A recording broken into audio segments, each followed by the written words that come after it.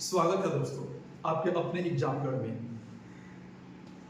हम लोग modern history पढ़ रहे हैं और मॉडर्न हिस्ट्री का 2 वीडियो हमारे द्वारा अपलोड किया गया हमारे चैनल पे। ठीक है, आप लोगों में से जो जिन लोगों ने नहीं देखा है आप लोग जाइए और उस वीडियो को देख लीजिए। पुर्तगालियों के आगमन के बारे में काफी डिटेल्स से हमने बात किया है। आज हम लोग बात करने वाले हैं डचों के आगमन के बारे में। ये डच थे कौन? ठीक है, तो पहले बात करें हम लोग की डच है कौन, डच कौन थे। ठीक, तो डच के बारे में अगर हम बात करें तो डच हॉलैंड या नीदरलैंड के निवासी थे। डच हॉलैंड या नीदरलैंड के निवासी थे, वो डच कहा जाता था। ठीक, 1581 ईस्वी में डच या हॉलैंड या नीदरलैंड स्वतंत्र हुआ था। तो गुलाम किसका था? स्पेन का गुलाम था। जब 1581 ईस्वी में स्वतंत्र हुए तब है जान लेते हैं। 1581 ईस्वी में जब ये स्वतंत्र हुए तो इनमें देशभक्ति की भावना भरी पड़ी। ये चाहते थे कि जिन सर्कमस्टांसेस में ये गुलाम हुए तो वापस इनको गुलामी का दिन ना देखना पड़े। इसके लिए ये लोग क्या करें? तो इसके लिए ये लोग व्यापार के लिए, अपने आप को समृद्ध करने के लिए, अपने आप को शक्तिशाली करने के लिए व्यापार करने का ठाना। ठीक है, अपने आप को समृद्ध शक्तिशाली करने के लिए व्यापारिक गतिविधियों में जो यूरोप अभी तक कर रहा था, जिसे पुर्तगाल था, तो उन गतिविधियों में ये भी शामिल होना चाहता। व्यापारिक गतिविधियों में शामिल होना चाहता कौन? डच। तो इसके लिए एक कंपनी की स्थापना की गई जिस कंपनी का नाम था बेरिंग गते ओस्ट इंडिया कंपनी। एक्चुअल में यहाँ आने से पहले मैं कुछ बात और कर लेता हूँ। ठीक है, 1595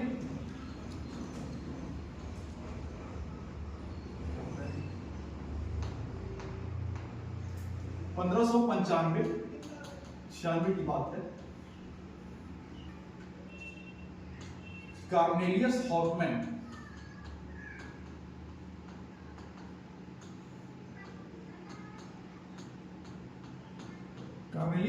नाम का एक डच यात्री वही केप ऑफ गुड होप का चक्कर मारते हुए कहां पहुंचा? ये देखिए, हमारा भारत है, भारत के आगे अगर देखेंगे तो इंडोनेशिया है, इंडोनेशिया।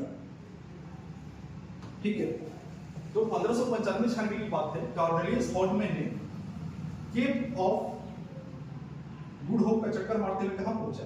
इंडोनेशिया। इंडोनेशिया में कहां? सुमात्रा द्वीप है। ठीक है, वहां पहुंचा और ये आते समय भारत भी आया, लेकिन भारत में रुका नहीं। ठीक है, तो 1595-96 में कार्नेलियस हॉफमैन ने कहां पहुंचा? सुमात्रा और वियतनाम की यात्रा की। साथ में कह सकते हैं कि भारत भी आया। ठीक है, तो अगर आपसे क्वेश्चन पूछता है कि भारत आने वाला पहला डच यात्री कौन था, तो वो था कार्नेलियस हॉफमैन। ठीक है, कार्नेलियस हॉफमैन कब आया? 1595-96 में। अब क्या हुआ?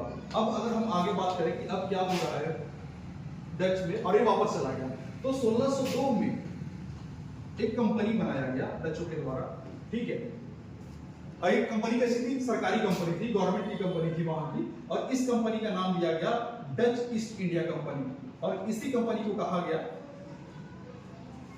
वेरी गद्दे पोस्टो इंडिया कंपनी।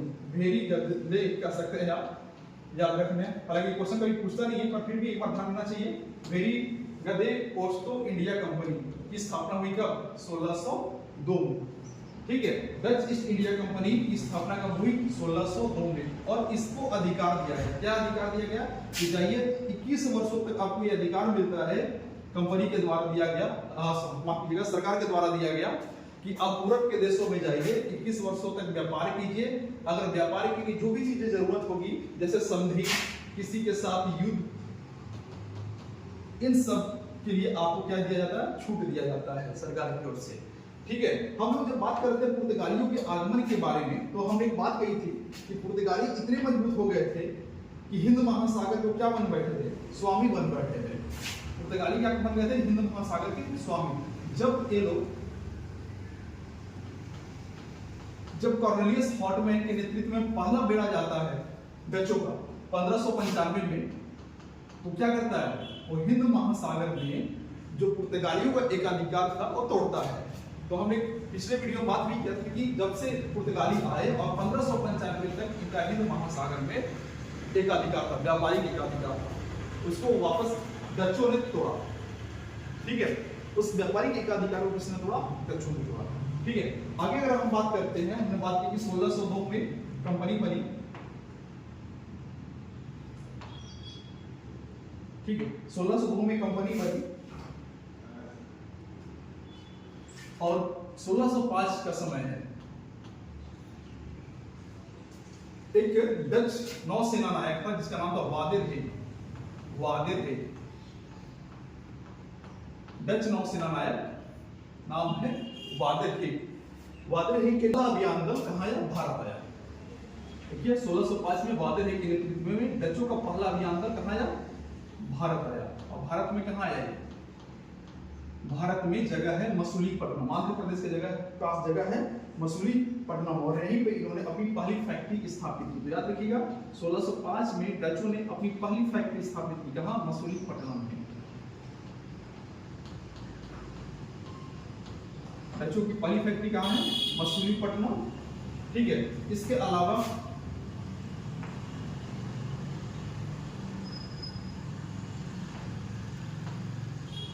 1606 में इन्होंने दूसरी फैक्ट्री लगाई जिसका नाम है पेट्रोपोली।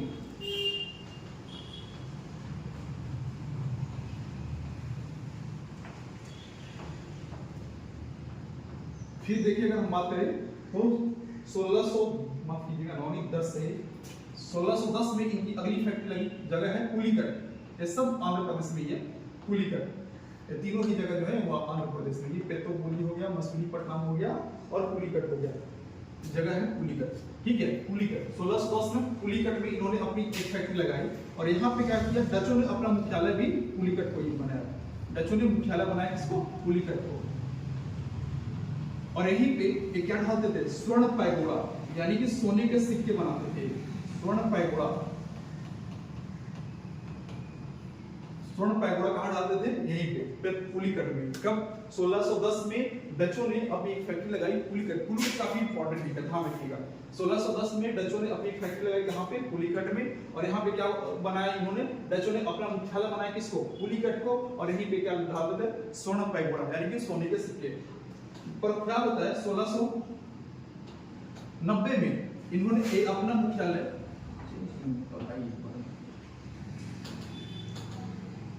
1690 में इन्होंने अपना मुख्यालय कहां कर दिया?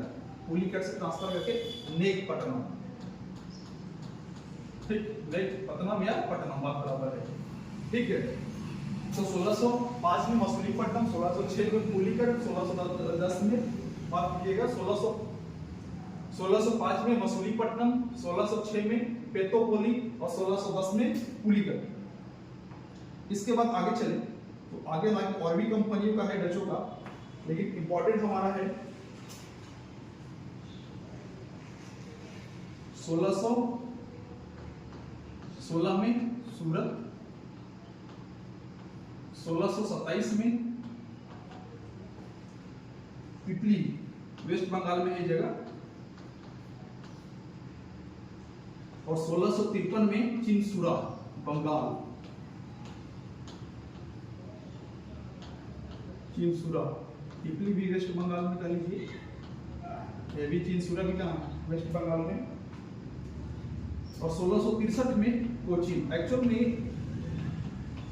ये इतना याद करने की जरूरत तो नहीं थी, पर कुछ समय पहले 2 या 3 साल यूपीएससी भी क्वेश्चन उठा के यही से दे दिया है। ठीक है, तो आप लोग देखिएगा कि 2-3 फैक्ट्रियों का नाम याद रहे जहां भी है। तो इसमें जो सबसे इंपॉर्टेंट मैंने बता दिया कि पुलिकट वाला है 1610 में, मसूलीपट्टनम जो पहला फैक्ट्री लगा इनका 1605 में। इसके बाद अब चिनसुरा और पिपली को, और एक सबसे इंपॉर्टेंट अति महत्वपूर्ण को टच 1759 में एक युद्ध होता है वेदरा का युद्ध। वेदरा का युद्ध 1759 में युद्ध होता है। कौन सा युद्ध? वेदरा का युद्ध। और वेदरा का युद्ध में क्या होता है? डचों की हार हो जाती है। किससे? तो अंग्रेजों से, ब्रिटिशर्स या अंग्रेजों से डचों की हार हो जाती है और ये भारत से टाटा बाय बाय बोल देते हैं। ध्यान रखिएगा, डच के बारे में ज्यादा हमें नहीं पढ़ना है, बस इतना है कि डच कब आए। तो सबसे पहले देखिए तो 1595-96 में कॉर्नेलियस हॉटमैन के नेतृत्व में डच भारत आए, और भारत में आए बस आए, लेकिन पूछे कहाँ, इंडोनेशिया। इंडोनेशिया में कहाँ, सुमात्रा और जावा, ठीक है, वहां पहुंचे। इसके बाद अगर क्वेश्चन पूछता है कि भारत आने वाला प्रथम डच कौन था, तो यही था, कौन, 1595-96 में कॉर्नेलियस हॉटमैन, ठीक है। इसके बाद अगर हम बात करें तो 1602 में हमने 1602 में क्या हुआ, फैक्ट्री बना, डच ईस्ट इंडिया कंपनी की स्थापना हुई। 1605 में वादरहिक के नेतृत्व में डच कहाँ आए, भारत आए, ठीक है। और इन्होंने अभी पहली फैक्ट्री कहाँ स्थापित किया, तो पहली फैक्ट्री स्थापित की मछलीपट्टनम में। इसके बाद 1606 में पेट्रोपोली, 1606 में पेट्रोपोली, ठीक।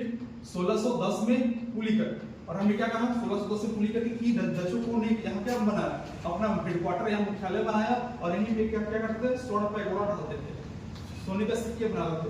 और फिर 1690 में इन्होंने अपना हेडक्वार्टर कहाँ ट्रांसफर कर दिया, तो नेकपट्टनम में, ठीक, नेकपट्टनम में। इसके बाद 1616 में कहाँ लगा, सूरत में, 1616 में सूरत में, 1627 में पिपली, और